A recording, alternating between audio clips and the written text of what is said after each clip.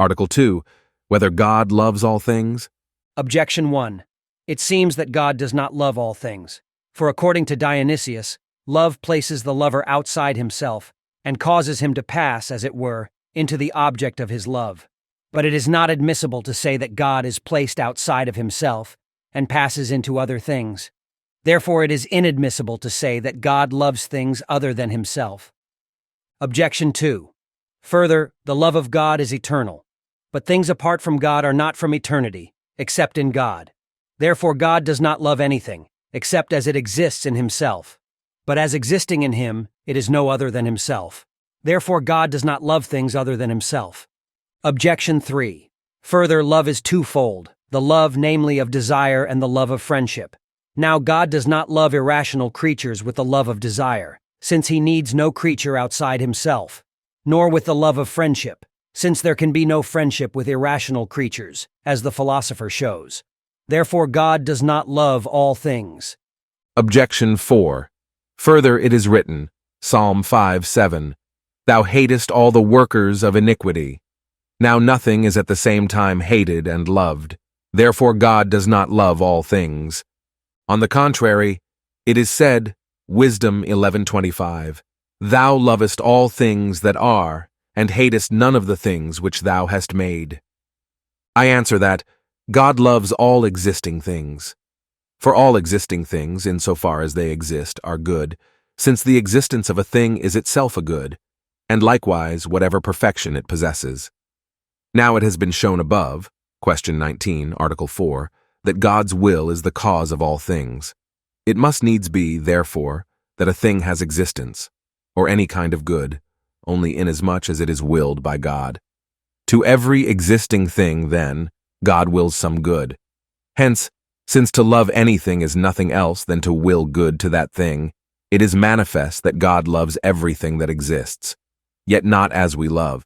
Because since our will is not the cause of the goodness of things, but is moved by it as by its object, our love, whereby we will good to anything, is not the cause of its goodness, but conversely its goodness, whether real or imaginary, calls forth our love, by which we will that it should preserve the good it has, and receive besides the good it has not. And to this end we direct our actions, whereas the love of God infuses and creates goodness. Reply to Objection 1.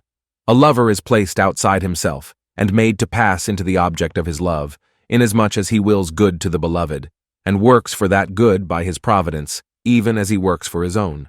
Hence, Dionysius says, On behalf of the truth, we must make bold to say even this, that he himself, the cause of all things by his abounding love and goodness, is placed outside himself by his providence for all existing things. Reply to Objection 2. Although creatures have not existed from eternity, except in God, yet because they have been in him from eternity, God has known them eternally in their proper natures, and for that reason has loved them, even as we, by the images of things within us, know things existing in themselves. Reply to Objection 3. Friendship cannot exist except towards rational creatures, who are capable of returning love, and communicating one with another in the various works of life, and who may fare well or ill, according to the changes of fortune and happiness. Even as to them is benevolence properly speaking exercised. But irrational creatures cannot attain to loving God, nor to any share in the intellectual and beatific life that he lives. Strictly speaking, therefore, God does not love irrational creatures with the love of friendship, but as it were with the love of desire, insofar as he orders them to rational creatures, and even to himself. Yet this is not because he stands in need of them, but only on account of his goodness and of the services they render to us. For we can desire a thing for others as well as for ourselves. Reply to Objection 4. Nothing prevents one and the same thing being loved under one aspect, while it is hated under another. God loves sinners insofar as they are existing natures, for they have existence and have it from him. Insofar as they are sinners, they have not existence at all, but fall short of it. And this in them is not from God.